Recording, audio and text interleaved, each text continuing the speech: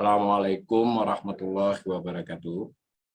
Ibu, Bapak, saudara-saudara yang saya hormati, malam ini kita akan membicarakan tentang pertumbuhan ekonomi Indonesia tahun 2021 yang beberapa hari lalu dirilis oleh Badan Pusat Statistik. Diumumkan bahwa pertumbuhan ekonomi selama tahun 2021 itu sebesar 3,69%. Ya. Dari sisi pemerintah, itu sebetulnya juga tidak terlalu mengejutkan dalam konteks prediksi pemerintah di beberapa bulan terakhir. Tetapi jika dikaitkan dengan harapan atau target di awal tahun atau di akhir tahun 2020 yang dicerminkan oleh asumsi makroekonomi APBN yang menaruh angka 5%, itu ya tentu saja jauh. Kemudian pada bulan Agustus ketika pemerintah mengajukan APBN 2022 R ya berarti ya, lalu ditetapkan menjadi APBN di akhir September, lalu dikeluarkan keterangan nota keuangan yang berupa dokumen, berarti semacam landasan berpikir, itu masih memperkirakan pertumbuhan ekonomi Indonesia di kisaran 3,7 sampai 4,5. Jadi ketika masih APBN 2021 itu 5%, di pertengahan tahun setelah berjalan direvisi menjadi 3,7 sampai 4,5, itu berarti kalau diangkat tengahnya kan adalah 4,1. Nah, lalu di awal Januari itu Sri Mulyani membicarakan angka 3,7, jadi betul karena tentu sudah ada informasi di dalamnya. Tetapi entah mengapa di tanggal 19 Januari di rapat DPR, Sri Mulyani optimis kembali akan ke 4%. Nah, ternyata yang benar adalah 3,69%. Saya sendiri juga melakukan beberapa kali perubahan di Agustus 2021 saya ketika euforia 7%, saya sudah menjelaskan dalam suatu tulisan itu triwulan, sedangkan setahun saya cenderung mengarah kepada 3,5 sampai 4 untuk tren ke bawah. Waktu itu saya sebetulnya mengira 3,6. Nah, tetapi saya juga terpengaruh dengan optimisme pemerintah. Saya sempat meralat menjadi 3,8 ya di akhir Desember lalu. Nanti di grafik kelihatan. Tapi ternyata benar 3,7. Kita terima dulu fakta bahwa terjadi pertumbuhan 3,7%, 3,69. Nah, dari itu kita melihat bahwa pandemi masih berdampak sangat besar pada kinerja pertumbuhan ekonomi. Jadi setelah kontraksi 2,07 minus ya berarti kontraksi. Banyak netizen yang kadang ketika tumbuh kok minus, itu sebetulnya kalau dalam analisis ekonomi biasa ya, cuma orang sehari-hari kadang-kadang tumbuh kok minus. Enggak, itu memang wajar. Nama tumbuh itu kata-kata netral. Kemudian angkanya tumbuh positif atau tumbuh negatif itu adalah data. Nah, biasanya dikenal dengan istilah kontraksi karena tidak tumbuh ya. Nah, ternyata di tahun 2021 masih dampak itu terjadi. Yang sebenarnya secara teoritis itu setelah turun, jadi jangan lupa ya pertumbuhan ekonomi itu baseline hitungannya dari tahun ke tahun. Jadi ibaratnya kalau 100 turun 2 itu jadi 98% ya, kita sebut 98 lah poinnya. Untuk naik ke 5 itu kan hanya butuh 103 bukan 105 kan.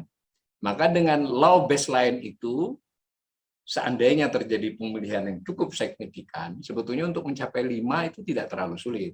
Tetapi apa daya, ternyata pandemi masih berdampak sangat kuat di tahun 2021 sehingga hanya dapat 3,7 ya.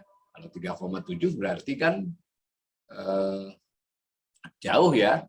Kalau 5 saja belum pulih sebenarnya. Kalau pulih ya 7 karena sudah tempat turun 2, untuk pulih sebetulnya butuh 7%. Tapi ternyata malah 3,7.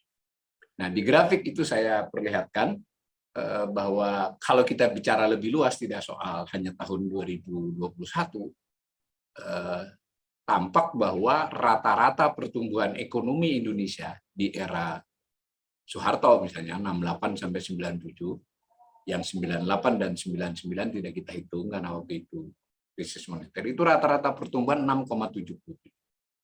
Lalu di 2000 sampai 2004 yang saat-saat pemulihan akibat krisis moneter itu pertumbuhannya rata-rata 4,57 setahun ya. Nah, di era SBY 2 periode 2005 sampai 2014 itu kalau di rata-rata 5,72. Di periode kedua lebih rendah dibanding periode pertama, tapi kita buat 10 tahun rata-ratanya itu adalah 5,72%. Nah, pada era pemerintahan Presiden Jokowi yang pertama, itu rata-ratanya adalah 5,03%. Nah, di 2 tahun terakhir yang pandemi, itu kan sudah rendah banget. Ini penting supaya kita tidak menempatkan hanya karena pandemi ya, tetapi memang pertumbuhan ekonomi di era pemerintahan Presiden Jokowi ini lebih rendah dari sebelum-sebelumnya. Nah, ini grafik masih memakai paparan saya sebetulnya di Desember lalu ya, di pertengahan Desember, sehingga saya masih naruh angka 3,8 itu sekarang 3,7. Sedangkan 5,2 adalah APBN. Nah, sekali ini 5,2 menjadi mungkin ya bahkan bisa melebihi karena dengan terjadinya pertumbuhan yang hanya 3,7 untuk naik 5,2 baseline-nya kan. Anda harus membayangkan seolah-olah orang naik tangga. Ketika turun 1 atau 2 atau naik hanya 3 atau 4 tangga, maka presentasi kenaikan berikutnya itu dimungkinkan lebih tinggi. Nah, sebagaimana misalnya IMF itu dulu mengeluarkan proyeksi sempat 3,2 ya. Lalu di 2022 IMF menaruhnya 5,9 karena sudah turun 3,2. Nah, sekali ini 3,7 kan realnya, maka angka 5,2 itu cukup realistis. Dengan catatan tidak ada kejadian luar biasa. Kejadian luar biasa itu misalnya pandemi itu marak kembali. Tidak hanya Indonesia ya, maksudnya dunia, karena ada faktor mereka. Nah, mari kita lihat, kita coba bedah angka 3,7 itu. Nah, 3,7 itu kalau kita lihat dari sisi waktu APBN 2022 dibuat, dia dibuat itu ada dulu camp PPKF ya, di bulan Mei. Camp PPKF itu buatan Kementerian Keuangan, diserahkan kepada DPR dengan pidato Menteri Keuangan, itu menjadi awal dari RAPBN. Itu bulan Mei 2020 untuk APBN 2022 ya, bukan yang sedang berjalan. Nah, lalu dibahas jadi RAPBN, R dibahas jadi APBN.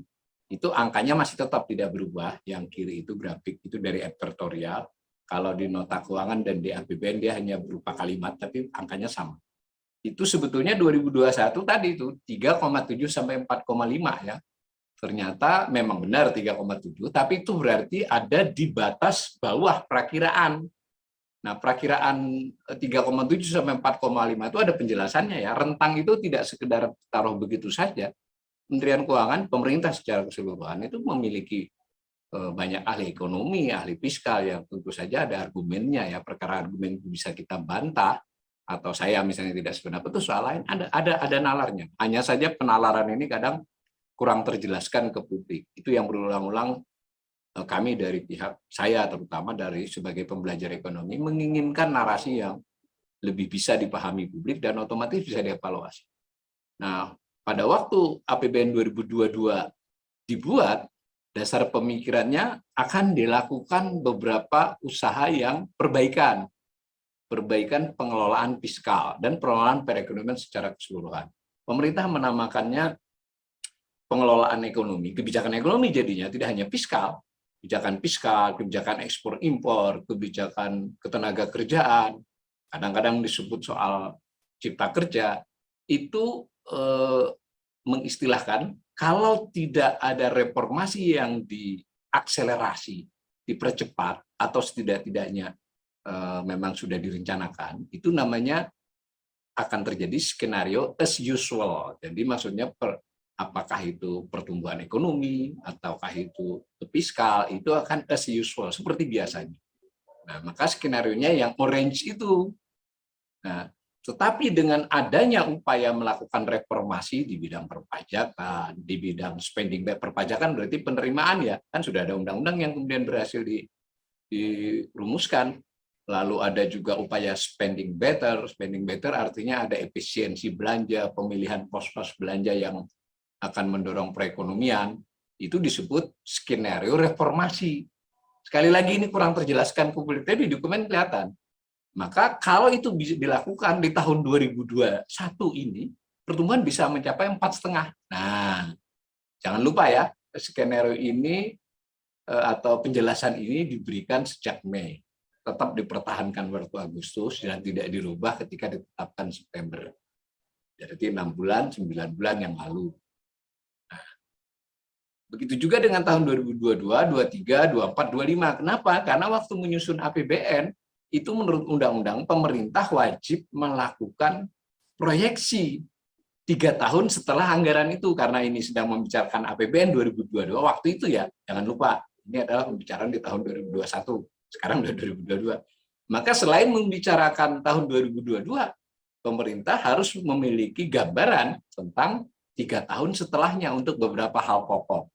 Jadi harus ada gambaran tentang pertumbuhan ekonomi, inflasi, kemudian beberapa makroekonomi itu asumsi produksi minyak, harga minyak, meskipun boleh rentang ya, boleh rentang karena belum ditetapkan secara utuh. Nah, begitu juga dengan proyeksi belanja, pendapatan dan seterusnya. Nah, dalam rangka itu proyeksi atau perakiraan yang optimis yang kalau reformasi berjalan itu di 2022 ada 5,5, 6,1, 6,3, 6,5. Jika reformasi tidak dilakukan as usual, angkanya di oranye itu. Nanti kita lihat. Saya membawa ini ke dalam analisis yang mungkin masuk kepada apakah ekonomi sudah pulih atau belum pulih dari aspek kinerja pertumbuhan ekonomi. Umumnya orang menganggap ekonomi pulih ketika kembali tadi kita di depan tadi sudah melihat rata-rata pertumbuhan ekonomi di era Pak Jokowi sebelum pandemi itu 5,03.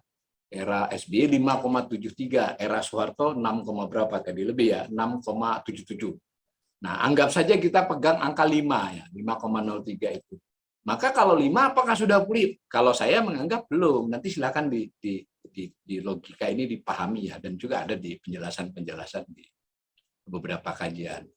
Ya kalau pulih itu kembali ke lintasannya, lintasan normalnya, as usual-nya maupun reformnya, saya anggap aja kita pakai as usual. Itu sebenarnya kan dia harus mengkompensasi dulu penurunan di waktu kontraksi. Berulang kali saya katakan contoh pertumbuhan berat badan bayi. Jadi ketika bayi itu sakit di usia 8 bulan misalnya, selama kurang lebih hampir sebulan membuat berat badannya susut, maka untuk mengukur kenormalan pada saat dia usia 9 bulan, 10 bulan, 11 bulan itu bukanlah dengan berat dia sebelum sakit 8 bulan, tetapi dengan lintasan berat badan pada usianya. Itu juga pertumbuhan ekonomi. Mestinya kita mengukur, kalau tidak ada pandemi, maka kita membuat lintasan 5%. Nah, yang biru itu adalah produk domestik bruto atas dasar harga konsan. Pertumbuhan ekonomi itu mengukurnya adalah perbandingan antara PDB harga konsan.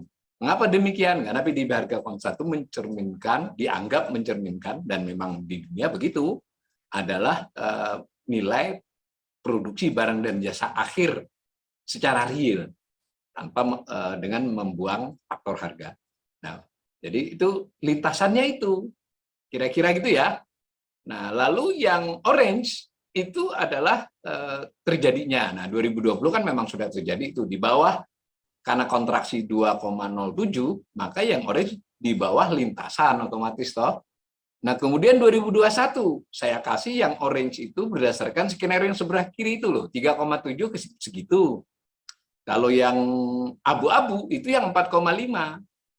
Nah, dan seterusnya. Jadi yang abu-abu itu menunjukkan as reform, skenario optimis pemerintah menurut era APBN 2022. Nah, yang orange itu yang as usual.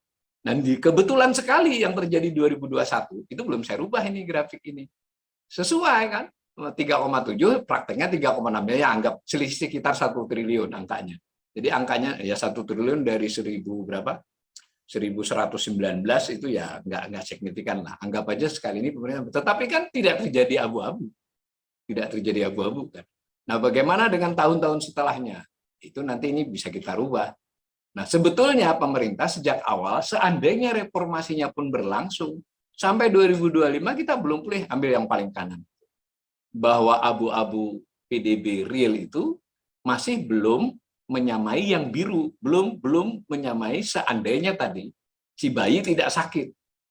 Jadi kalau dalam konteks ini pemulihan mungkin masih lama ya. Artinya pemerintah sendiri rencana optimisnya saja belum pulih, apalagi kalau nanti yang terjadi seperti 2021 lagi, yang terjadi adalah yang orange. Nah, begitu ya, itu namanya memperhitungkan opportunity loss. Ini memang hanya satu faktor ya pertumbuhan ekonomi. Jadi untuk dengan cara begini saya ingin menekankan bahwa angka 3,69% itu rendah ya. Tidak sekedar tidak sesuai dengan asumsi APBN, tapi berarti proses pemulihan ekonomi masih butuh waktu yang lebih lama. Jadi bisa lebih lama dari gambar ini, atau setidak-tidaknya seperti yang orange itu masih butuh 3-4 tahun lagi dari 2025. Kebayang nggak? Nah, ini bisa kita buat skenario macam ini dengan tahun 98 dulu. Jadi sebetulnya secara angka pertumbuhan ekonomi 2003, 2002, 2003 sudah kembali ke lintasan, belum lah, kurang sedikit. Tapi secara real pemulihan itu baru terjadi sekitar 7-8 tahun kemudian. Jadi dengan konteks ini kita benar-benar harus menurut saya harus menyadari bahwa ekonomi akibat resesi, dan dalam konteks ini resesi yang akibat pandemi, itu pulihnya butuh waktu ya, dan tidak seceria yang dijelaskan oleh pihak otoritas. Mari kita lagi coba lihat BPS pemerintah. BPS itu membagi PDB itu yang terdiri dari jutaan macam barang kan, yang dihitung produk domestik bruto itu produksi barang dan jasa, yang dihitung nilai tambahnya saja atau nilai jasa barang dan jasa akhir. Itu yang jutaan macam itu digolongkan oleh BPS menjadi 17 sejak tahun 2010 datanya. Nah, kalau sebelum 2010 cuma terdiri dari berapa? 9 ya. Nah, tetap ya, bagaimana BPS melakukan penggolongan barang ini? Ikut manual. Jadi BPS juga tidak sewenang-wenang ya. Dia ikut metodologi yang ada acuan internasionalnya, ada sistem national account, jadi sistem penghitungan. Nah, sekarang BPS memakai 17. Tiap negara tentu bisa adjust ya, tetapi tidak bisa semena-mena melakukan. Nah, dari 17 sektor berdasarkan disebut sektor atau disebut lapangan usaha, itu Indonesia, khusus perekonomian Indonesia itu ada 3 yang porsinya paling besar. 17 itu mewakili jutaan macam barang, dikelompokkan setiap barang dan jasa masuk ke salah satu dari 17 lapangan usaha. Nah, berarti kalau 17 dijumlahkan kan 100%. Nah, dari 17 ini Indonesia yang porsinya terbesar, berarti sektor atau lapangan usaha yang memberi produksi barang yang terbesar itu adalah, pertama adalah industri pengolahan, yang pada tahun 2021 ini mencapai 19,25%. Tidak ada di tabel ini. Nah, kemudian pertanian dulu ya, sama itu sering bertukar ini. Pertanian itu 13,28%, lalu perdagangan ini termasuk reparasi mobil motor itu 12,97%. 13 juga ini suka bertukar tempat antara pertanian dan perdagangan. Itu 3 sektor terbesar. Jadi kalau dijumlahkan sektor pertanian dalam arti luas ya, di dalamnya ada kehutanan, ada perikanan, ditambah dengan industri pengolahan, ditambah dengan perdagangan, di dalam perdagangan ada reparasi mobil motor, itu mereka bertiga itu sudah mencapai kurang lebih berapa ya? 45%, hampir separuh. 45% dari 20, 13, 12, ya hampir 45% dari seluruh PDB. Jadi bertiga ini sektor terbesar. Nah, apa yang terjadi pada yang bertiga ini? Nah, bertiga ini ternyata dahulu di 10 tahun yang lalu, 15 tahun yang lalu, itu porsinya bukan hanya 45, tapi sempat 50%. Apa artinya? Artinya 3 sektor ini selama 10 tahun terakhir, dari 2011, berarti bukan 10 ya, 11 tahun, itu tumbuhnya lebih rendah dari pertumbuhan ekonomi. Kan 17 sektor itu berarti pertumbuhan ekonomi. Di antara yang ber-17 ini ada 3 sektor terbesar tadi. Pertanian, industri pengolahan, perdagangan. Itu tumbuhnya punya kecenderungan di bawah rata-rata atau di bawah pertumbuhan ekonomi. Nah, pertumbuhan ekonomi dicerminkan oleh yang hitam. Nah, yang lain itu tinggal dibaca tuh ya. Yang pertanian yang biru, yang orange adalah pengolahan industri, yang segitiga hijau adalah perdagangan dan reparasi mobil motor. Nah, kita lihat fenomenanya di tahun 2021 itu pertanian 20 dan 21 ketika pandemi. Itu pertanian 1,75 di 2020 dan tumbuh lagi 1,84 di 2021. Berarti pada tahun 2020 sebetulnya pertanian itu di atas pertumbuhan ekonomi, karena pertumbuhan ekonomi minus ya. Tetapi secara umum kalau dilihat dari tahun 2011, ya dia di bawah, kecuali tahun 2020. Nah, pada tahun 2021 ini dia tetap tumbuh 1,84, tapi pertumbuhan ekonomi sebenarnya 3,69, jadi bawahnya kan. Lalu bagaimana dengan industri pengolahan? Industri pengolahan ini sejak tahun 2012, 2011 dan 2012 itu masih 2011 itu masih di atas pertumbuhan ekonomi. Tetapi sejak 2012 ke sini itu dia selalu lebih rendah dari pertumbuhan ekonomi. Nah, kira-kira gitu ya. Nah, di tahun 2021 ini dia hanya tumbuh 3,39 sementara pertumbuhan ekonomi 3,69. Banyak cerita di balik ini ya. Ini saya ungkap karena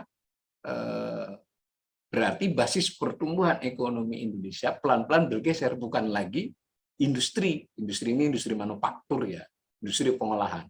Sebuah negara yang mengalami pembangunan secara teoritis pada era-era membangunnya transformasi perekonomiannya umumnya ditandai oleh pertumbuhan industri yang pesat, yang lebih besar dibandingkan pertumbuhan ekonominya. Dia menggeret lah menjadi lokomotif pertumbuhan. Tetapi yang terjadi sejak 2012, 10 tahun terakhir, si lokomotif ini justru lebih lambat dari keseluruhan. Nah, artinya perekonomian tidak berbasis industri manufaktur. Itu dulu ya. Nah, ini kita coba nanti kita dalami. Tetapi saya ingin menambahkan lagi, tidak ada di slide. 3 sektor ini tadi selain memberi kontribusi terbesar mencapai 56% dulu bahkan 50% dari keseluruhan, itu bisa juga kita kaitkan dengan serapannya terhadap tenaga kerja. Berapa banyak tenaga kerja yang bekerja di sektor tersebut? Nah, ini datanya kompatibel. Jadi BPS juga mengeluarkan data sektoral tenaga kerja yang pembagian sektoralnya persis sama dengan PDB. Nah, gampangannya kita nanti mau melihat yang sektor yang tumbuhnya kencang itu apakah menyerap tenaga kerja yang banyak atau setidak-tidaknya mengalami peningkatan penyerapan tenaga kerja yang banyak. Dan mana yang penyerapannya banyak, apakah dia tumbuhnya cukup kencang. Mengapa demikian? Itu jadi penting. Karena kan kalau di sini, kalau misalnya kita bagi antara PDB di sektor tersebut dengan jumlah tenaga kerja, akan kita peroleh kira-kira sederhananya adalah produktivitas atau perolehan perorangan dalam sektor tersebut. Kita kan bisa bicara PDB per kapita nih ya. PDB per kapita memang nggak ada Pak Sato, saya tidak sempat naruh. PDB per kapita itu kan keseluruhan. Lalu kita bisa lihat sektor. Nanti kita akan lihat bagaimana orang di pertanian, jumlah orang berapa, porsinya, produksinya berapa, lajunya bagaimana. Nah, ternyata apa? Kita dapat informasi dari 17 sektor di tahun 2021.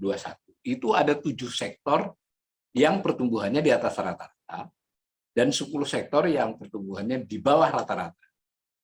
Nah, di antara 7 itu ada yang melesat, ada yang dekat-dekat saja. Nah, yang di bawah ada yang di bawah banget. Jadi ada satu sektor yang mengalami kontraksi sebenarnya. Jadi dari 17 itu ada satu yang tumbuhnya masih negatif, yaitu administrasi pemerintahan, pertahanan, dan jaminan sosial wajib. Nah, meskipun itu kecil ya. Tadi kita sudah sempat melihat 3 sektor besar itu, 2 diantaranya pertanian dengan industri pengolahan tumbuhnya di bawah pertumbuhan ekonomi. Padahal di dua tempat itu tenaga kerja yang bekerja banyak. Pertanian, kehutanan, dan perikanan itu jadi satu ya, disebut sektor pertanian dalam arti luas. Itu secara porsi produksi dia 13,28%. Jadi seluruh produksi kan 100%. Di salah satunya adalah sektor pertanian dalam arti luas, pertanian, kehutanan, dan perikanan. Itu 13,28%-nya.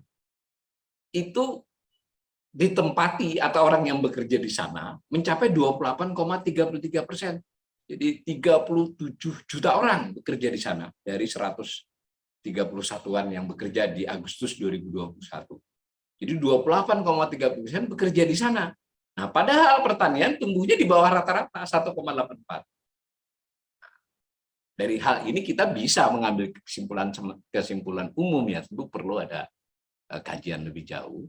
Berarti kan sektor yang menggendong, menyerap tenaga kerja yang banyak dan berporsi masih cukup besar, itu tumbuhnya di bawah pertumbuhan ekonomi 1,84. Dan kalau ditarik selama 11 tahun, kecuali di tahun 2020, itu selalu di bawah pertumbuhan ekonomi. Nah, di sini salah satu sumber ketimpangan. Ya. Makanya ukuran ketimpangan sebenarnya tidak cukup. Gini rasio ini juga mengindikasikan ada soal ketimpangan.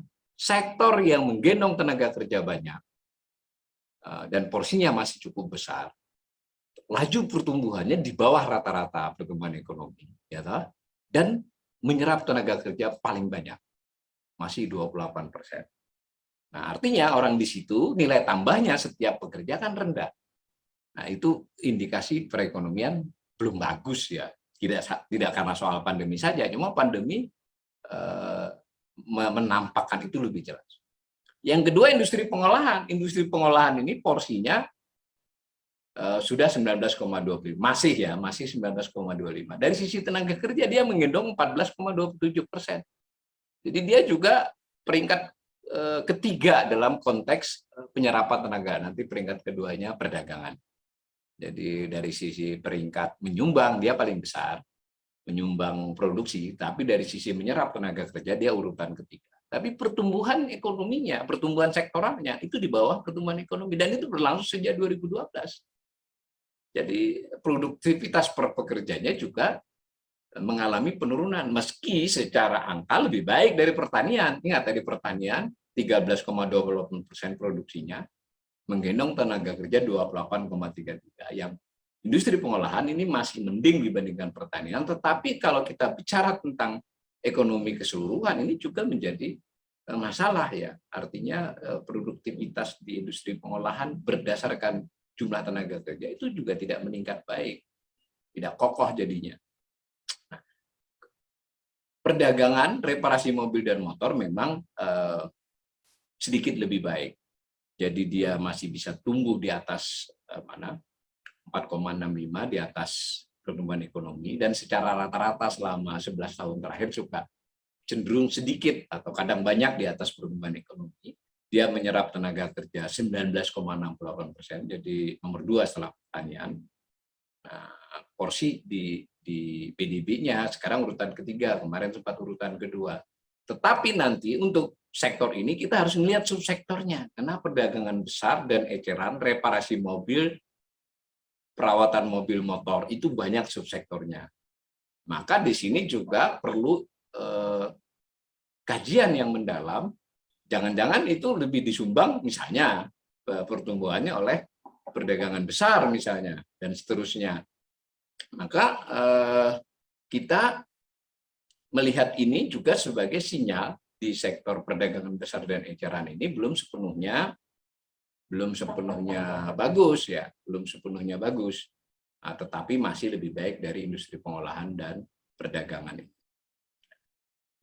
Sementara kalau kita cek lebih jauh, sektor-sektor yang mengalami pertumbuhan lebih cepat dibandingkan pertumbuhan ekonomi di tahun 2021, itu antara lain adalah informasi dan komunikasi, lalu jasa pendidikan, lalu pengadaan listrik, gas, dan air panas. Tetapi 3 sektor itu tidak menyerap tenaga kerja yang banyak, tidak menyerap tenaga kerja yang besar.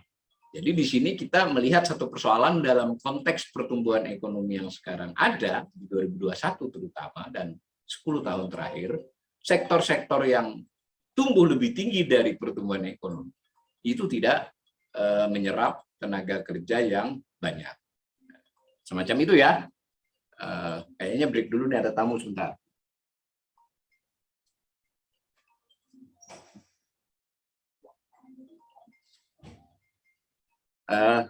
Kita lanjutkan ya.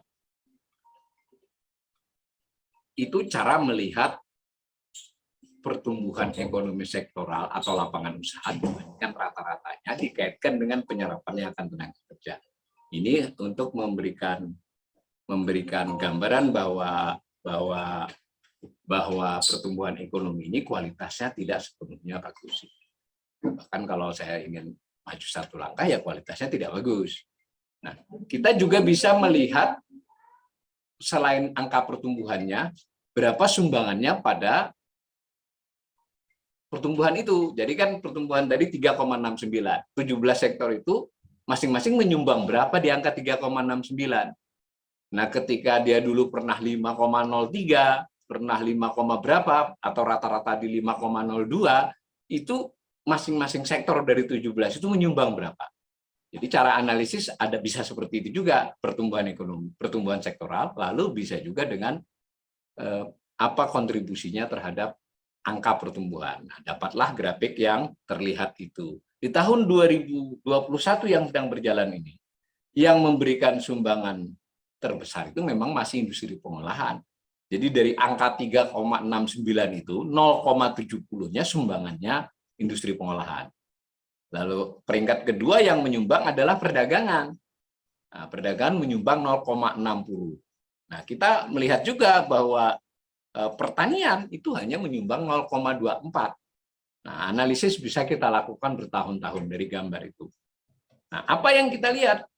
Ini seiring dengan tadi laju pertumbuhan ekonomi tadi, seiring dengan itu, tetapi ada sedikit saling menguatkan data ini, atau juga harus terverifikasi dari soal kenaikan harga-harga di masing sektor.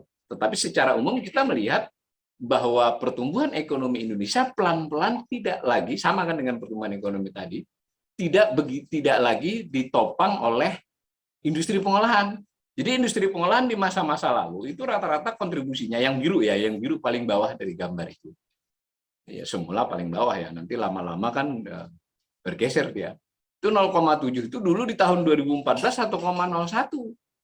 Nah, di tahun sebelumnya lagi 1,2. Jadi dari pertumbuhan ekonomi yang 5 misalnya, itu 1% dari pertumbuhan industri pengolahan. Pada waktu dia tumbuh 6, itu hampir 2% dari industri pengolahan.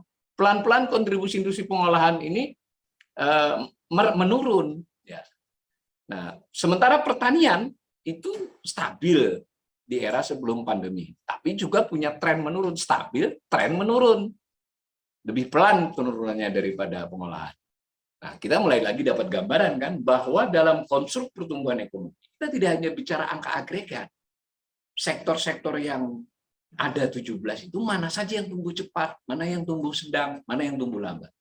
Lalu di masing-masing sektor tersebut, sumbangannya kepada nilai pertumbuhan total itu berapa masing-masing. Nah, ketika kita mendapat gambaran seperti itu, maka pertumbuhan ekonomi Indonesia ini menunjukkan pola yang kurang menggembirakan. Karena nanti pelan-pelan yang menjadi andalan itu tidak begitu jelas. Gantian nanti informasi dan komunikasi, konstruksi, dan sebagainya. Tetapi sektor-sektor yang lebih fundamental, 3 ya, industri pengolahan, kemudian pertanian, kemudian perdagangan, itu tidak memberikan kontribusi yang membuat pertumbuhan ekonomi bisa lebih stabil. Nah, bahkan di era pandemi mereka susut. Nah, untuk dengan sederhana bisa juga dikatakan resesi akibat pandemi membuat sektor-sektor andalan ini juga goncang dan belum pulih. Pertumbuhan 3,69 itu ditopang oleh di situ tulisannya sektor lainnya. Di dalam sektor lainnya itu tadi ada jasa pendidikan, ada jasa kesehatan dan kegiatan sosial yang paling tinggi 10,46. Padahal di jasa kesehatan dan kegiatan sosial jumlah tenaga kerjanya ya hanya 1,68%, 2 jutaan. Bisa dibandingkan dengan pertanian yang 37 juta, industri pengolahan yang 18,7 juta, perdagangan yang 25 juta misalnya. Nah, kita jadi melihat bahwa ini pertumbuhan 3,69 bisa terjadi, itu tanda petik. Untung ada kesehatan dan kegiatan sosial, kemudian untung ada informasi dan komunikasi dari sisi totalnya. Tapi dari sisi kualitasnya, di dua sektor itu, gendongan tenaga kerjanya tidak besar. Nah, kalau kita usut lebih lanjut, ini jadi sumber ketidakmerataan. Dan yang lebih penting lagi, baik jasa kesehatan dan kesehatan maupun informasi dan komunikasi itu tidak membangun fundamental pertumbuhan nilai tambahnya. Tidak, ya tentu saja dimungkinkan ya. Tetapi sejauh informasi tambahan-tambahan kita peroleh, Indonesia tidak mengarah kepada negara yang berbasis sektor tersebut sebagai fundamental ekonomi. Jadi by accident gitu loh. Ya meskipun khusus untuk informasi dan komunikasi memang cukup pesat ya sebelum pandemi pun. Tetapi kan lebih kepada di dalam informasi dan komunikasi itu ada jasa dan segala macam. Bukanlah menjadikan sektor tersebut tradable itu bisa diekspor. Lebih karena konsumsi domestiknya. Sementara seandainya industri pengolahan dan pertanian itu bisa lebih kuat dari sekarang, itu dimungkinkan, lebih dimungkinkan untuk tradable, bisa diekspor. Di banyak negara memang informasi dan komunikasi itu bisa diekspor, tetapi untuk Indonesia tidak kelihatan tanda-tanda itu menuju kepada ekspor. Kita lebih kepada konsumsi domestik. Sedangkan jasa kesehatan dan kegiatan sosial sudah jelas-jelas itu lebih merupakan berbasis domestik. Nah, itu kalau kita baca dari sumber pertumbuhan. Saya kunci ya, pendapat saya tentu ini bisa diperdebatkan. Pertumbuhan ekonomi 3,69 itu ditolong oleh beberapa sektor yang sebenarnya sektor tersebut tidaklah dalam konteks sedang terencana untuk menjadi struktur kekuatan ekonomi Indonesia. Jadi lebih sedikit turun. Nanti ini terkonfirmasi dari cara melihat yang lain. Tapi sementara kita cukupkan itu bagian ini. Nah, jadi kalau kita lihat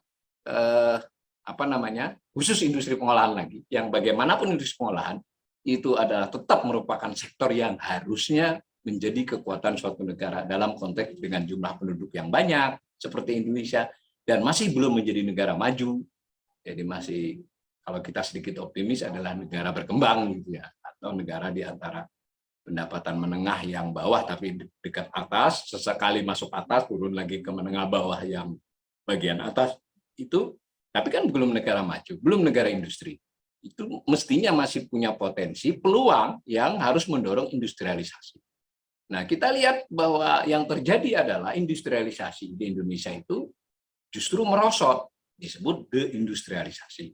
Nah, ditunjukkan oleh, yang kiri dulu, yang kiri itu, yang biru, yang orange itu pertumbuhan. Tadi kita sudah katakan, ini angkanya bisa lihat di slide sebelumnya ya, bahwa ini angka-angka di bawah pertumbuhan ekonomi. 2021 3,39, ketika tahun 2020 pertumbuhan ekonomi mengalami 2,07, yang industri ini lebih rendah, hampir 3, berapa. Nah, lalu sumbangan terhadap angka pertumbuhan di tiap tahun juga merosot, ditunjukkan oleh yang biru itu. Dulu sempat tinggi, itu 2011 sempat hampir 1,6 ya. Nah, sekarang sumbangannya tadi hanya 0,7% dari 3,69. Nah, dua hal ini membuat grafik yang di kanan menjadi logis, bahwa itu yang biru menunjukkan nilai produksi barang dan jasa akhir, barang jasa dan akhir ya, akhir itu artinya nilai tambahnya saja yang dihitung. Di sektor industri pengolahan itu ditunjukkan itu berarti mencapai berapa? Kurang lebih 3.200 triliun ya itu di tahun 2021. Yang biru itu dengan skala kiri triliun. Nah, itu miliar berarti kalau dihitung jadi 3.000 triliunan lebih. Nah, dikaitkan dengan jumlah total PDB-nya, harga konstan ya, ini harga konstan, maka dapat presentasi. Nah, presentasi terkini yang abu-abu itu paling bawah kanan, itu 19,25. Dahulu lebih dari 21 berapa ya? 21,7. Dahulu lagi itu sempat mencapai hampir 30 ya di 2029, berapa di tahun 2000. Itu artinya terjadi deindustrialisasi. Gitu ya. Nah, pindahnya kemana? Tadi kita lihat di atas kan, pindahnya adalah kepada beberapa sektor. Nah, sayangnya sektor-sektor pindahan itu bukanlah sektor yang membangun fundamental. Membangun fundamental itu maksudnya menyerap tenaga kerja yang banyak, bisa diekspor, kemudian kelihatan sebutlah menjadi andalan dari negara tersebut. Nah, yang menampung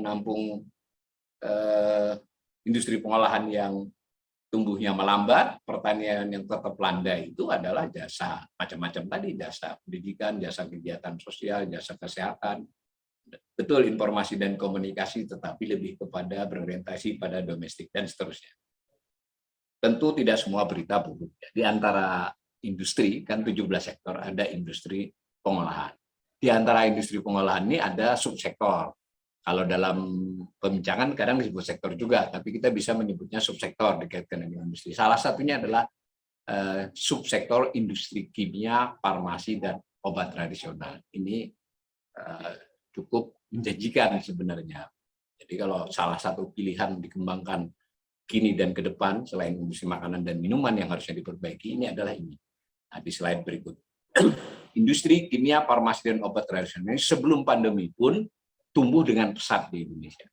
Gabungkan ini ya, nanti mungkin di depan BPS mungkin ketika pengembangan itu artinya penyajian datanya mungkin lebih kepada publik lebih luas, itu bisa saja dipisah nanti.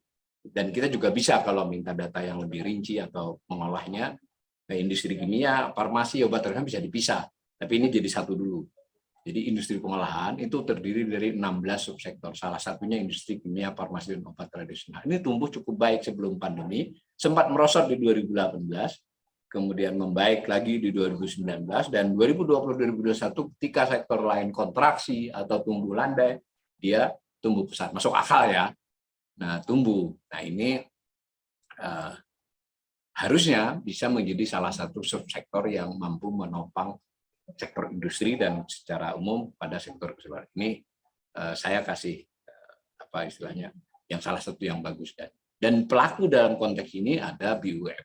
Jadi dulu sebelum ya nggak tahu lah 1-2 tahun terakhir ada sedikit masalah mungkin, tapi saya tidak begitu paham. Dahulu salah satu kelompok beberapa BUMN tentu saja yang sehat dari BUMN adalah BUMN yang bergerak di bidang kimia dan farmasi ya. Jadi nanti cek aja, itu BUMN yang memberikan laba yang dalam berbagai indikator keuangan maupun kinerjanya baik, meskipun belakangan karena ada campur tangan macam-macam juga agak sedikit bermasalah, tapi sejauh ini sih belum menyeruak ke publik ya. Nah, itu kurang lebih dari sisi sektoral atau lapangan usaha. Nah, PDB itu kalau dilihat di satu sisi dia memproduksi barang dan jasa jutaan, dikelompokkan menjadi 17, kita tadi menganalisis sebagiannya. Itu dilihat dari satu sisi, dilihat dari sisi lainnya, kan barang ini dipakai, dipergunakan, dibeli, itu bisa garis miring ya. Dibeli, dipakai, dipergunakan. Nah, itu namanya harusnya sama nih. Karena jumlah yang diproduksi dengan jumlah yang dipergunakan, dipakai atau dibeli itu sama. Loh, bagaimana kalau yang jadi tidak dibeli? Ya, itu namanya dibeli sendiri atau dipakai sendiri, tetap sama jumlahnya. Nah, itu dua sisi ya. Ini disebut data, BPS menyajikan datanya data PDB menurut pengeluaran. Dahulu disebut juga data PDB menurut penggunaan. Yang tadi data PDB, produk domestik bruto, menurut lapangan usaha atau sektoral. Nah, BPS menyajikan, sekali lagi saya ingatkan, buat para yang suka kritik-kritik BPS, ya BPS masih punya kelemahan, tapi saya merasa sudah cukup baik lah, bisa dianalisis bahwa BPS mungkin ketika rilis, ketika apa menggunakan kalimat-kalimat yang optimis dan sedikit mendukung pernyataan-pernyataan pemerintah itu masih masuk akal lah. Kalau kita lihat data-data rincinya kita olah kan kita tidak harus mendengarkan omongan, mohon maaf, tidak harus mendengarkan omongan kepala BPS, yang penting datanya kan. Nah, maka kita melihat BPS menyajikan menjadi 7 komponen. Tadi 17 sektor ya. Yang usaha ini 7 komponen. Ada pengeluaran konsumsi rumah tangga, ada pengeluaran konsumsi lembaga non pemerintah yang melayani rumah tangga. Ini singkatannya agak unik ya. LNPRT itu lembaga non pemerintah yang melayani rumah tangga. Itu maksudnya kayak ormas, kayak Muhammadiyah, apa segala macam, atau organisasi profesi atau organisasi tertentu yang ada produksinya, itu tetapi tidak rumah tangga, tapi juga tidak pemerintah. Itu namanya LNPR. Dahulu di data sebelum tahun 2010, yang nomor 2 ini bergabung dia nomor 1 ya, masuk ke dalam kuadran. Lalu yang ketiga ada pengeluaran konsumsi pemerintah. Pemerintah di sini ya Bank Indonesia, pemerintah pusat, pemerintah daerah, termasuk Bank Indonesia. Nah, tapi hati-hati ya, jangan dikaitkan langsung dengan APBN, APBD. Karena kan tidak semua angka di APBN, APBD itu masuk dalam perhitungan konsumsi oleh BPS. Ada caranya menganalisis. Nah, kemudian ada yang keempat, pembentukan modal tetap bruto, investasi dalam bahasa umumnya. Tapi ini beda dengan data di BKPM ya, Badan Koordinator lain. Pembentukan modal tetap bruto ini kalau suatu perusahaan misalnya menyisihkan modalnya, menyisihkan barangnya, menyisihkan apapun untuk kemudian meningkatkan produksi dia atau untuk cadangan penjualan tahun berikutnya, itu masuk PMTB kan, tapi tidak tercatat di BKPM karena bukanlah sebuah usulan yang memerlukan izin atau pemberitahuan kepada BKPM. Jadi kita sebagai pembelajar ekonomi, ini PMTB ini bisa diartikan investasi, tapi datanya tidak sama dengan yang di BKPM. Itu masuk akal ya. Jadi dari barang yang diproduksi di tahun 2000 berapa tadi? 21 ya, yang kurang lebih secara PDB harga pasar, jumlah barang akhir ya, dikalikan dengan harga dapat 16.900 berapa ya, 16.900. Lalu kalau harga kontan itu berarti dia real ya, dengan memperhitungkan kenaikan harga seolah-olah dia adalah harga tahun 2010, itu kurang lebih di 11.119. Nah, itu barangnya. Ini dipakai oleh siapa saja? Dipakai untuk konsumsi rumah tangga, dipakai untuk konsumsi LNPRT, dipakai untuk konsumsi pemerintah, dipakai untuk PMTB, untuk investasi. Nah, ada juga soal perubahan inventory. Nah, ini stok ya. Jadi kan dahulu inventory ini masuk ke PMTB, tapi sekarang diperlakukan tersendiri. Jadi sebagian barang kan tidak dikonsumsi, tidak di macam-macam tadi, tetapi disisihkan untuk stok inventory. Lalu di antara barang itu ada yang diekspor, dijual barang dan jasa ekspor ya. Nah, tetapi pada saat yang bersamaan kan kita ada impor. Nah, impor kan tidak masuk PDB impor itu, karena impor itu barang yang diproduksi di wilayah negara lain, jadi dia tidak ikut. Nah, sehingga dia faktornya mengurangi. Dari ini dijumlahkan dapat nilai produksi barang dan jasa dari sisi ini. Nah, sebagai tambahan informasi, BPS ini melakukan secara terpisah. Secara teoritis tadi kan barang diproduksi dipakai untuk siapa, tetapi BPS menggunakan metode ini dihitung sendiri-sendiri. Nanti dicocokkan. Jadi kalau ibarat kita rumah tangga itu kita ada duit yang di kas, kita ada penghitung catatan 1, ada catatan 2, ini dilihat. Nah, sama enggak? Nah, harusnya sama, secara itu harus sama, tetapi ternyata kadang ada selisih. Ini soal statistik, makanya disebut diskrepansi statistik. Diskrepansi statistik itu ketika nilai menghitung PDB berdasarkan 17 sektor dengan menghitung PDB berdasarkan pemakaian, penggunaan, atau disebut juga pengeluaran, itu tidak sama. Karena BPS lebih mantap dengan yang ini, sejauh ini, dan itu umum di negara berkembang, dengan yang berdasarkan lapangan usaha, maka yang jadi patokan ini diskrepansi statistiknya, selisihnya terkait dengan ini. Nah, selisih ini nanti ini angka tahun 2021 bersifat sementara. Nanti ketika berjalan dia ada perbaikan sedikit. Dari tahun ke tahun begitu, masuk akal. Nah, yang saya sajikan di grafik ini adalah laju pertumbuhan masing-masing sektor. Yang sebelah kanannya itu adalah distribusi. Tadi 17 sektor tadi distribusinya apa saja. Misalnya pertanian tadi 13, berapa persen, industri pengolahan 19,25, kemudian perdagangan 13%. Ini juga sama, bisa dibuat begitu. Nah, Anda harus ngambil yang tabel paling kanan. Nah, yang terbesar adalah konsumsi rumah tangga, mencakup 54,42%. Jadi lebih dari separuh produksi barang dan jasa itu, PDB, itu dipakai untuk konsumsi rumah tangga, 54,42%. Nah, dan seterusnya di bawah. Yang kedua dipakai PMTB di nomor 4, dipakai untuk investasi 30,80%. Kemudian diekspor 21,56%, yang nomor 6. Nah, sedangkan soal impor barang dan jasa untuk mengurangi ya, karena ada barang dan jasa di Indonesia yang dipakai di Indonesia, tetapi dia bukan produksi sini. Karena itu untuk perhitungan dia harus mengurangi. Ini tidak masuk pada kurang lebih begitu ya. Nah, kita lihat di kolom ketiga soal pertumbuhannya. Pertumbuhannya di kolom ketiga, konsumsi rumah tangga di tahun 2021 itu tumbuh 2,02%. Kolom 4 itu. Nah, kolom 2,02% di tengah. Konsumsi rumah tangga atas, tengah. Nah, 2,02%. Artinya konsumsi rumah tangga realnya harga konsumen real itu dalam konteks inflasi tidak dihitung ya. Ada tekniknya. Kita percaya dulu deh sama BPS ya, menghitung dengan PDB deflator, tidak sepenuhnya sama dengan inflasi, tapi kira-kira BPS ingin tahu yang benar-benar konsumsi rumah tangga secara real itu tumbuhnya berapa? 2,02%. Kalau kita lihat pertumbuhan 2022 ini, pertumbuhan terbesar terjadi di nomor 6, di ekspor barang dan jasa. Jadi pertumbuhan tertinggi berdasarkan komponen itu adalah ekspor barang dan jasa. Nah, bahkan konsumsi pemerintah itu hanya 4,17. Jadi konsumsi pemerintah itu digadang-gadang. Gadang-gadang itu maksudnya narasi pemerintah sendiri kan begitu. Pemerintah melakukan belanja, pemerintah melakukan ini itu untuk mendorong agar ekonomi yang sedang resesi itu counter cyclical, artinya menahan laju penurunannya, bahkan mendorong. Tetapi apa daya, pemerintah juga terbatas kemampuannya, udah ngutang pun tetap terbatas. Maka daya dorongnya dari sisi konsumsi dia hanya 4,17 pertumbuhannya. Dan pada tahun 2020 dia 1,96. Nah tadi tetapi konsumsi rumah tangga itu 2020 sempat kontraksi. Jadi konsumsi real rumah tangga di tahun 2020 itu minus 2,63.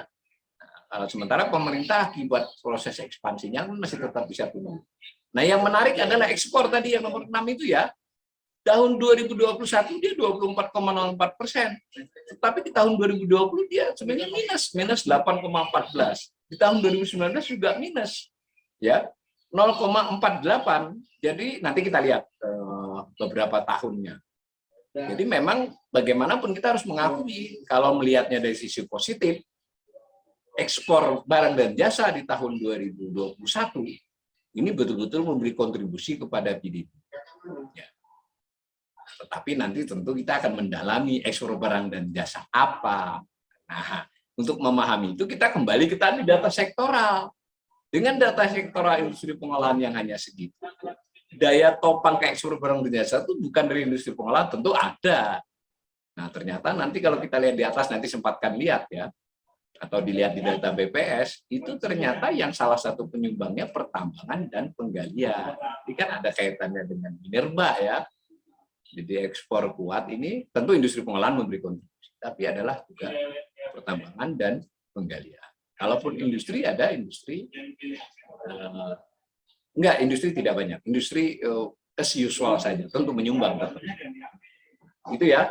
Nah ini, mari kita dalami lebih jauh soal masing-masing ini. Tapi ini dari 7, yang inventory, yang impor tidak kita lihat. Kita ingin lihat yang lebih 4 biji yang utama. Yang LNPRT karena kecil, kita juga tidak lihat. Kita lihat pertumbuhan 4 dari 7 tadi. Nah, apa yang terjadi itu? Yang biru pengeluaran konsumsi rumah tangga sebelum pandemi itu rata-rata tumbuh di 5% tuh, 5,05. Saya kasih angkanya, yang lain nggak dikasih. 5,49, 5,43 dan seterusnya, 5 lah rata-rata. Bahkan kalau kita tarik ke tahun-tahun yang lebih lampau, dia sempat di 5,2, 5,3. Nah, di tahun 2020 ketika pandemi, dia min 2,63. Dan hanya naik menjadi 2,02 di tahun 2021. Sederhana banget ya, bahwa konsumsi rumah tangga ini belum pulih. Bukan kalau belum pulih, masih terlalu halus, tidak pulih. Karena kalau dia sempat turun 2,63, kalau dia pulih itu berarti kira-kira 2,63 ditambah 5 kan? Itu kurang lebih harusnya tumbuh di hampir 8%. Ini malah tumbuhnya 2,02. Nanti kita akan lihat di angka bahwa secara real konsumsi rumah tangga di 2021 lebih rendah dari 2019. Secara real loh, maksudnya jumlah barang dan jasa yang dikonsumsi secara real itu lebih rendah. Tidak hanya pertumbuhannya. Nah, yang menarik adalah ekspor. Coba kita lihat yang kuning itu melesat kan, dan ekspor ini fluktuasi. Ini menunjukkan juga bahwa kita belum berdasarkan fundamental ekonomi ekspor ini. Sebagian tentu tetap harus disyukuri ya, jangan asal kritik juga kita ini. Disyukuri di beberapa kali itu kita melesat itu lebih ketika harga-harga komoditas itu naik, harga komoditas yang naik pesat mendorong produksinya.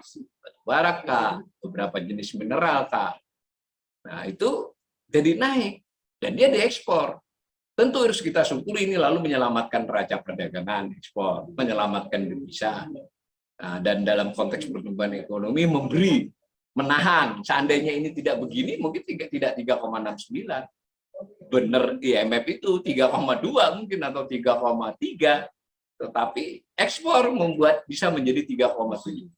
Dan ketika IMF membuat prediksi di beberapa 6 bulan, 7 bulan yang lalu, tidak terbayang belum harga-harga komoditas yang mampu, salah satunya mampu mendorong ekspor Indonesia menjadi kuat. Jadi kita syukuri, tetapi kalau sebagai analis, sebagai pembelajar, kita juga harus hati-hati. Ini ke depan berarti meninggalkan problem. Kan tidak mungkin terus-menerus harga segitu. Ya setidak-tidaknya sulit untuk harga, karena itu sudah tradisinya harga komoditas.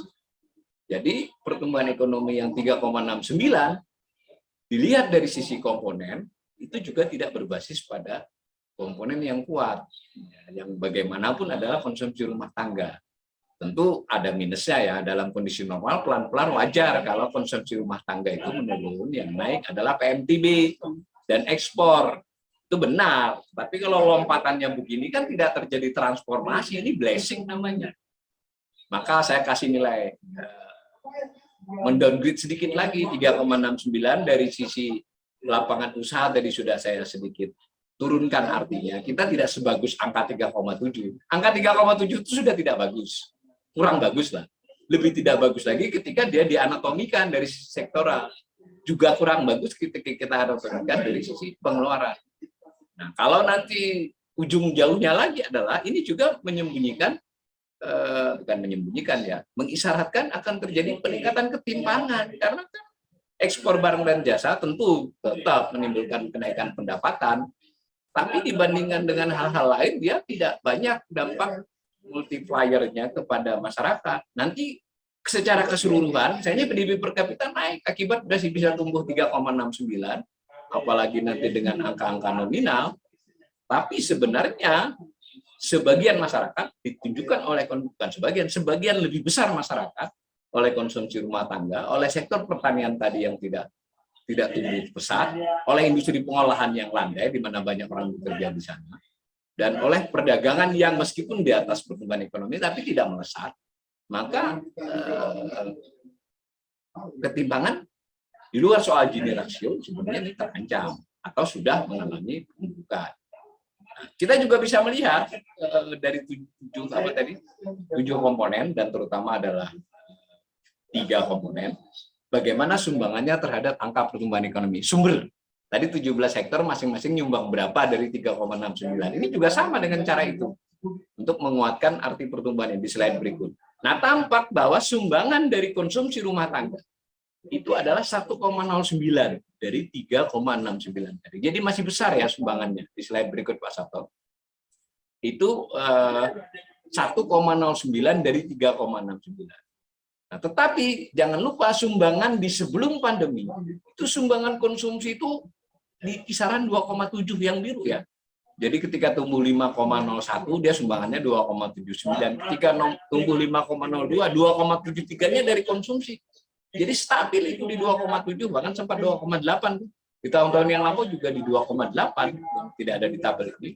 Nah, ketika pandemi benar-benar memukul konsumsi rumah tangga, dia malah tumbuh negatif. Artinya selain realnya turun, sumbangannya terhadap pertumbuhan ekonomi yang negatif juga minus 1,43. Dari minus 2,07 itu, minus 1,43-nya dari konsumsi rumah tangga. Nah, tahun 2021 ketika sudah bisa tumbuh 3,69, tadi konsumsi tumbuh 2,02, sumbangannya terhadap pertumbuhan 1,09 masuk akal ya, dia porsinya 54%, ketika dia tumbuh 2,02 dia bisa menyumbang 1,09, ya kan? Tetapi sumbangan itu jauh lebih rendah dari biasanya. Nah, yang menarik adalah PMTB. PMTB itu memang membaik. Tadi kan 30%, tinggi dia, sehingga menyumbang 1,21. Tetapi nanti dulu itu pun itu berita baik dalam arti membaik dibandingkan 2020. Tapi dibandingkan tahun-tahun yang lampau itu juga bukanlah kontribusi yang baik masih. Kan sebelumnya dari 1,47, sebelumnya 2,16. Jadi rata-rata memang dia di 1,5, bahkan sempat 2. Ini belum pulih berarti PMTB, tetapi sudah jauh lebih baik. Nah, yang dalam hal konsumsi pemerintah memang akibat upaya yang belanja yang lebih ekspansif itu nanti ada menimbulkan masalah sendiri yaitu utang. Tetapi kita tidak bicarakan utangnya bahwa pemerintah menggenjot. Ternyata sumbangannya juga tadi tumbuh 4,14. Sumbangannya 0,34 saja. Jadi ini juga harus narasi bahwa seolah-olah pemerintah lah yang menyelamatkan ekonomi. Itu tidak sepenuhnya benar juga, terutama dari sisi fiskal ya.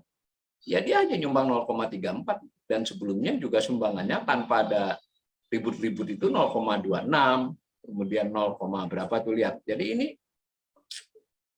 adalah angka yang biasa saja, hanya sedikit lebih baik daripada biasanya, malah lebih rendah daripada 2015 maupun 2000 berapa itu 2018.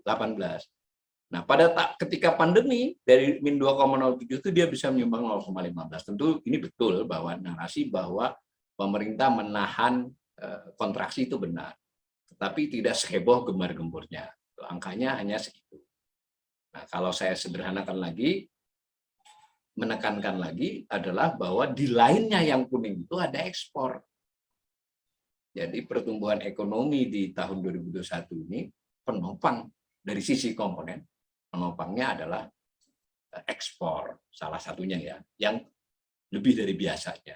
Nah, kalau kita kembalikan ke sektoral tadi, itu tidak berasal dari pertanian, tidak berasal dari perdagangan, sedikit dari industri pengolahan dan terutama dari pertambangan dan penggalian. Nanti kalau kita lihat lacak ke atas, pertambangan dan penggalian sebelum pandemi itu malah kontraksi. Nah, ketika pandemi masih kontraksi 2020, 2021 melesat jadi 4% tumbuhnya dan memberi kontribusi kepada ekspor, dan melalui kontribusi kepada ekspor juga memberi kontribusi kepada pertumbuhan ekonomi. Kurang lebih begitu ya. Maka saya simpulkan secara sederhana, pendapat saya, tentu saja ini pendapat, artinya mungkin ada orang yang berbeda. Pertumbuhan ekonomi 3,69% itu bukanlah berita yang menggembirakan. Lebih baik daripada tahun 2020, tetapi belum merupakan berita gembira. Jauh dari pulih, hanya membaik. Kemudian dari yang tidak atau kurang menggembirakan itu, lebih kurang menggembirakan lagi ketika dia dianalisis anatominya, kita breakdown. Dari sisi sektoral, yang menopang 3,69 itu bukanlah sektor-sektor yang secara fundamental terencana atau membangun struktur perekonomian. Tentu tidak seluruhnya ya, ada juga yang terencana. Sehingga lebih, tanda petik, ada faktor keberuntungan akibat konstelasi ekonomi dunia, baik itu harga komoditas maupun oleh beberapa negara yang terhambat untuk melakukan ekspor. Nah, ekspor kita mendorong kepada produksi. Kemudian kita juga lihat bahwa itu di downgrade lagi angka 3,69 itu oleh masih lemah bahkan menurunnya konsumsi rumah tangga jika dibandingkan 2019. Dia membaik dibandingkan 2020 tapi belum kembali ke tingkat produksi 2019. Apalagi kembali ke lintasan, masih jauh ya. Dengan cara demikian, ekonomi Indonesia tahun 2021 berdasarkan data pertumbuhan ekonomi BPS Tadi saya tambahkan satu, maaf, saya tambahkan adalah soalnya terkait dengan tenaga kerja. Sektor-sektor yang tumbuh dan dari informasi tentang bahwa konsumsi rumah tangga tertahan, maksudnya tumbuh tapi tertahan, itu maka dikaitkan dengan ketenaga kerjaan segala, maka kita sebetulnya sedang dalam posisi memperlebar atau setidaknya tidak memperbaiki ketimpangan ekonomi. Ya, maka ini juga menjadi PR. 2021 jelas belum pulih. Nah, 2022 tantangannya menjadi sangat serius. Bagaimana kita tidak hanya sekedar tumbuh 5,2, tapi harus bisa tumbuh 5,5, dan dari 5,5 itu kita harus mulai kembali mengandalkan sektor-sektor yang fundamental dan terencana. Tidak hanya faktor keberuntungan dari beberapa sektor dan proses ekspor. Tentu kita bersyukur ya dengan keberuntungan. Mudah-mudahan analisis ini bisa menjadi salah satu bagian wacana yang kita bicarakan bersama. Demikian. Assalamualaikum warahmatullahi wabarakatuh.